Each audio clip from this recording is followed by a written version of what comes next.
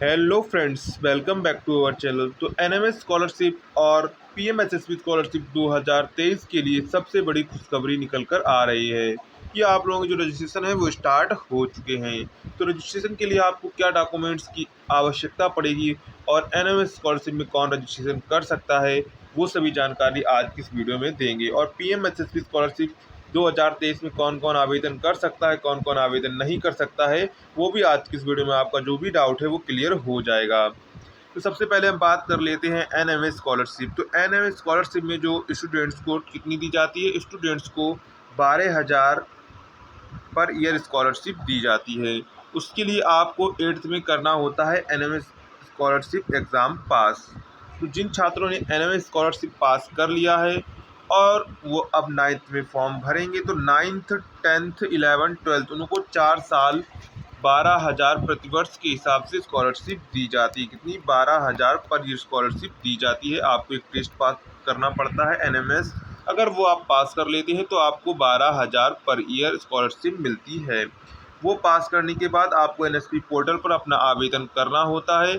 आवेदन करने के बाद आपकी जो जांच होती है, इसके बाद आपको 12,000 आपके सीधे फरवरी या मार्च के महीने में आपके अकाउंट में ट्रांसफ़र कर दिए जाते हैं। तो उसके लिए आपको एनएसपी पोर्टल पर आवेदन करना होगा। अगर आप एनएसपी पोर्टल पर आवेदन नहीं करते हैं तो आपको ये 12,000 रुपये स्कॉलरशिप नहीं मिलेगी और आपको सही जगह बिल्कुल आवेदन करना है। अगर एक गलती कर देते हैं आप, प्री मैट्रिक में अगर आप आवेदन कर देते हैं तो आपको सिर्फ 3 से 4,000 ही रुपये मिलेंगे। तो एनएमएस स्कॉलरशिप वाले ध्यान से इस वीडियो को देखेंगे और पूरी जानकारी लेंगे क्या क्या डॉक्यूमेंट्स की आपको जो आवश्यकता पड़ेगी। अब बात कर लेते हैं पीएमएसएसबी स्कॉलरशिप के लिए कि पीएमएसएसबी स्कॉलरशिप क्या है। तो ये एक यंग अचीवर स्कॉलरशिप थी जो कि टेस्ट बेस्ड थी, लेकिन इस ईयर जो आप लोगों के एग्ज़ाम है वो किसी कारणवश टेस्ट नहीं हो सका। इस कारण उन्होंने कहा है कि इस बार जो आपकी एग्ज़ाम है वो मेरिट के आधार पर आपको स्कॉलरशिप दी जाएगी। तो उसमें आपको यहाँ पर ओबीसी, ईबीसी, डीएनटी कैंडिडेट इसमें अप्लाई कर रहे हैं।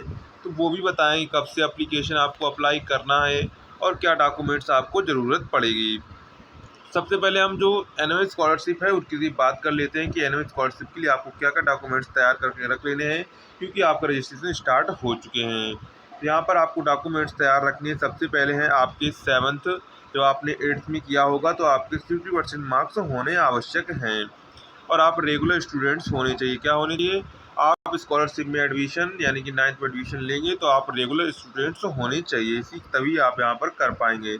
सबसे जो डॉक्यूमेंट्स रिक्वायर्ड हैं, इंपॉर्टेंट डॉक्यूमेंट्स रिक्वायर्ड हैं, सबसे पहला स्कूल सर्टिफिकेट आपका लगेगा, आपका इनकम सर्टिफिकेट लगेगा, फ़ोटोग्राफ लगेगा, सिग्नेचर लगेगा। अगर दिव्यांग अगर सर्टिफिकेट है, अगर आप डिसेबिलिटी हैं तो ये सर्टिफिकेट भी आपको यहाँ पर तैयार रखने हैं और कास्ट सर्टिफिकेट ये भी आपका लगेगा। इतने डॉक्यूमेंट्स आपको यहाँ पर तैयार रखने हैं अपनी एनएमएस स्कॉलरशिप के लिए फॉर्म के लिए अप्लाई करने के लिए। साथ में कुछ और डॉक्यूमेंट्स हैं वो भी हम आपको दिखा देते हैं। तो साथ में जो छात्र एनएसपी पोर्टल पर आवेदन करते हैं तो उनके इतने डॉक्यूमेंट्स होना बहुत ज़रूरी है। आधार कार्ड, बैंक खाता की पासबुक, योग्यता दर्शाने वाले प्रमाण पत्र यानी कि प्रीवियस ईयर की जो आपकी मार्कशीट है उनको दर्शाने के लिए प्रमाण पत्र, आय प्रमाण पत्र, जाति प्रमाण पत्र, निवास प्रमाण पत्र, active mobile number, passport size photo. तो ये जो आपके डॉक्यूमेंट्स हैं ये सबसे ज़रूरी हैं और उनमें से भी सबसे ज़रूरी है आपके आधार में मोबाइल नंबर लगा होना चाहिए। क्या होना चाहिए? आपके आधार कार्ड में मोबाइल नंबर लिंक होना चाहिए। साथ में आपके जो बैंक अकाउंट है, क्या है? आपके जो बैंक अकाउंट है उसमें आधार सीडिंग होना बहुत ज़रूरी है। क्या है? उसमें जो आधार सीडिंग होना बहुत ज़रूरी है। अगर आपके बैंक अकाउंट में आधार सीडिंग नहीं होती है तो आप स्कॉलरशिप, किसी भी स्कॉलरशिप का पैसा नहीं पा सकते हैं। अगर आपने अभी तक बैंक में आधार सीडिंग नहीं करवाई है तो बैंक में जाके कहें हमारे खाते में आधार सीडिंग कर दीजिए, नहीं तो बिना आधार सीडिंग के आपका जो स्कॉलरशिप का पैसा है वो आपके अकाउंट में नहीं आएगा। अब हम बात कर लेते हैं एनएमएसपी स्कॉलरशिप के लिए। जो एनएमएस स्कॉलरशिप में फॉर्म बच्चे भरने वाले हैं वो कहाँ से भरेंगे और क्या रजिस्ट्रेशन का प्रोसेस रहेगा और इसके साथ में क्या उन्होंने नोटिस अभी जारी किया है। तो जो एनएमएस स्कॉलरशिप की तरफ से ऑफिशियल नोटिस आ चुका है कि आप लोगों के 1 अक्टूबर से, कब से? 1 अक्टूबर से आप लोगों के जो फॉर्म है वो भरना शुरू हो जाएंगी। कब से हो जाएंगे?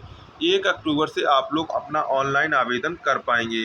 तो इसकी लगभग 2 महीने तक डेट चलेगी। तो आपको जो डॉक्यूमेंट्स हैं, रिक्वायर्ड डॉक्यूमेंट्स हैं, जिनके कुछ गलत है या फिर कोई करेक्शन होने को है, तो वो जल्दी से अपना जो डॉक्यूमेंट्स है उसको करेक्शन करा लें। इसके बाद आप जल्दी फॉर्म को भरना है, और ये ध्यान रखें कि फॉर्म को भरते समय आपकी एक गलती आप पर भारी पड़ सकती है, तो वो आप विशेष ध्यान रखेंगे, उसमें कोई भी आप गलती नहीं करेंगे।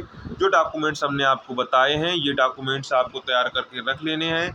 आपको यहाँ पर देखिए, इन्होंने अभी नोटिस कल ही या परसों में नोटिस उन्होंने जारी की है, चेक आधार सीडिंग। यहाँ पर देखिए, portal 2024 opening to students advice to keep Aadhaar ready, link mobile number with Aadhaar और seed bank account with Aadhaar. तो ये 3 चीज़ें आपको वेरीफाई नंबर विद आधार, तो इतना आप ध्यान रखेंगे। बैंक में आपके आधार सीडिंग होना बहुत ज़रूरी है। क्या है? बैंक में आधार सीडिंग होना बहुत ज़रूरी है, इसके बिना आप कोई भी नहीं ले सकते हैं। इसके बाद यहाँ पर प्री मैट्रिक स्कॉलरशिप माइनॉरिटीज़ के लिए उपलब्ध हो रही हैं, धीरे धीरे यहाँ पर अभी क्लोज्ड है, अभी अपडेट चल रही है, वेबसाइट जो अंडर वर्क है। अब बात कर लेते हैं PMSSB स्कॉलरशिप के लिए जो क्या है, उनके लिए क्या और कहाँ से आवेदन करना होगा। तो NSP स्कॉलरशिप में जो स्टूडेंट्स ने पहले कभी भी फॉर्म भरा है, तो उनको क्या करना होगा, उनको यहाँ पर देखिए, यहाँ पर आपको 2 चीज़ें दिख रही हैं, फ्रेश एप्लीकेशन, रिन्यूएबल एप्लीकेशन। तो अगर आप फ्रेश हैं तो यहाँ पर आपको न्यू रजिस्ट्रेशन का एक ऑप्शन दिख रहा है, तो न्यू रजिस्ट्रेशन पर क्लिक कर आपको रजिस्ट्रेशन करना होगा सबसे पहले। इसके बाद आपको फ्रेश एप्लीकेशन पर जाना होगा। अगर आपने NSP पर पहले कभी भी आवेदन किया है, कोई भी फॉर्म भरा हुआ है, तो आपको रिन्यूएबल एप्लीकेशन पर जाना है, और रिन्यूएबल एप्लीकेशन पर जाएंगे, वहाँ पर अपनी डिटेल्स फिल करेंगे, लॉगिन करेंगे। इसके बाद जिसमें आपको फॉर्म भरना है उस पर क्लिक करके आपको अपना फॉर्म भर लेना है। तो इस प्रकार जो आपके NMS स्कॉलरशिप, क्या NMMS स्कॉलरशिप, और जो आपकी आती है PMSSB स्कॉलरशिप के लिए आपको आवेदन इस तरह से करना है, और ये डॉक्यूमेंट्स आपको ज़रूरत पड़ेगी।